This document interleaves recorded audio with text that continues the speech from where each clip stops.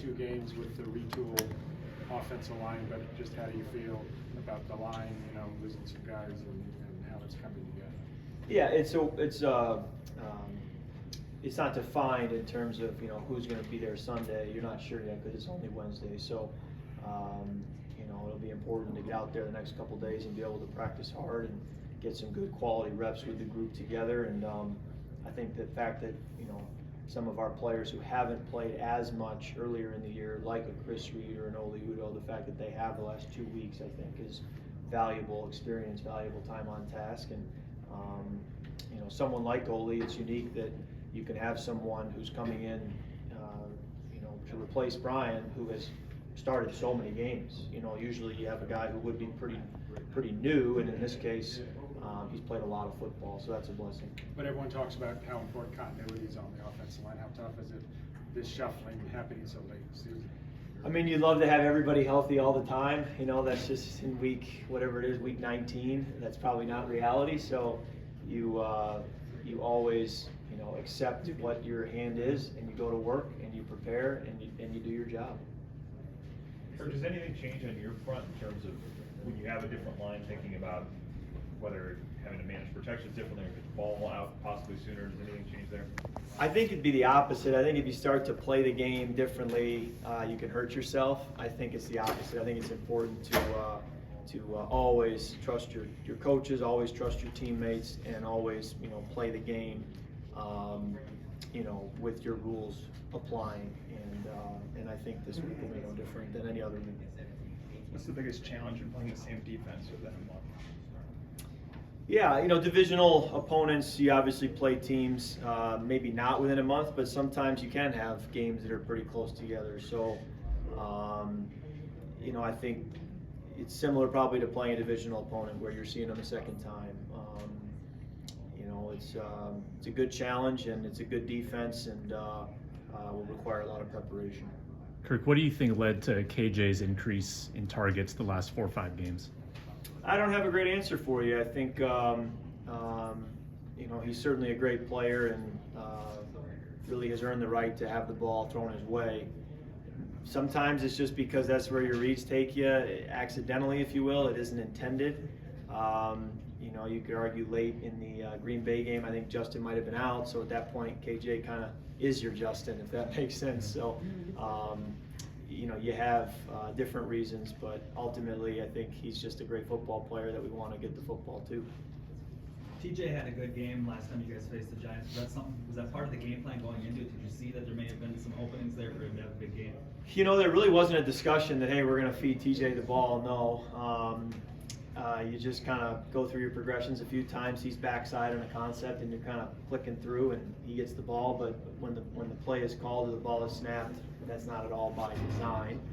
Other times, he's number one, and he has a great opportunity to get it. So it's probably a mixed bag, and from week to week, you never quite know, how that's going to sort out.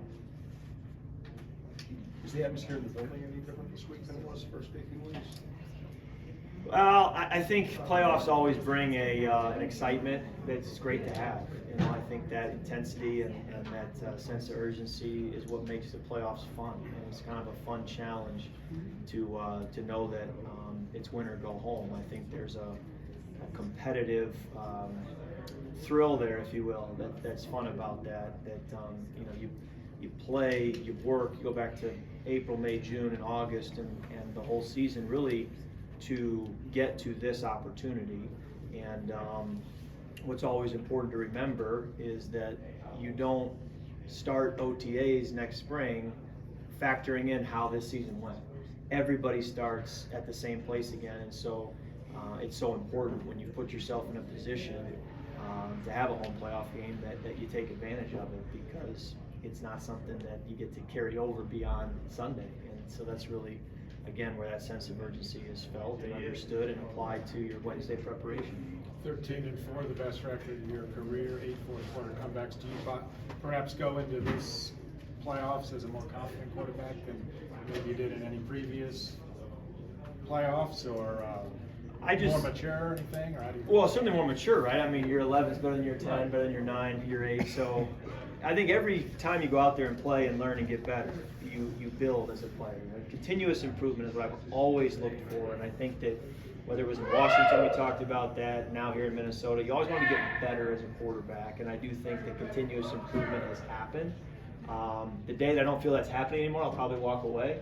But yes, I think that the longer you play, the more you improve, and that can't hurt. Kirk, what's the key when you talk about being excited about a winner-go-home game to kind of keep it on that side of things and not think if we lose, it's over, and then kind of getting tight as a result of that?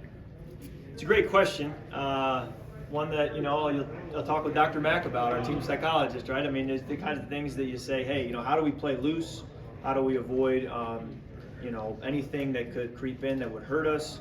These are all the things as a professional you're aware of, but in my experience, playing at this level for a lot of years, you view it as an opportunity, you view it as a fun challenge, and you trust the people around you, and you go play, and you trust your training and you trust your preparation, and it's not going to be perfect. It never is. Mistakes are going to get made, but it's all about getting that win, and the process to get there, however imperfect it may be, is secondary to getting the win. Kirk, with your the game, how close are you guys to being efficient and where you want it to be?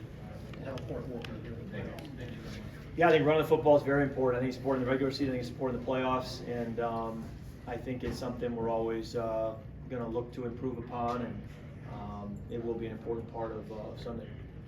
Kirk, you guys went, of course, 11-0 in one-score games. How much of that credit should go to Coach O'Connell and what he's maybe done this year and helping you guys do that? Yes, I think a lot of credit goes to Kevin. Anytime something happens to your team that hasn't happened in league history, I think that your head coach deserves a lot of credit. And so, and it's important, again, kind of always looking forward, not looking back, and staying very present. I think it's important that playoffs are likely going to be one-score games, that continues into the playoffs, and nothing that's happened in the past really guarantees anything going forward. And it's so important that we do stay in the present. I think the nature of the playoffs enables you to do that, to forget what's behind, don't get out too far ahead, just focus on what you have this week. Kirk, kind of looking at the playoffs as a whole, you were a rookie quarterback at one time. Can you venture to guess what it's like to be Brock Purdy right now? It's a team game, and I think he's done a phenomenal job, and I think his team and his coaches and the group, to win however many they've won in a row, 10 or so in a row, that just shows they got a really good football team, and so that's really what it's all about. As a veteran, knowing how much the league changes year to year, knowing how much locker rooms change year to year, does it make you appreciate these opportunities, knowing that they don't come along every year? Certainly, there's an awareness that whenever the NFL season ends, the group is not just brought back as it was. There's always change, and so there's a desire to maximize the time with the group you have, and to enjoy the time with the group you have.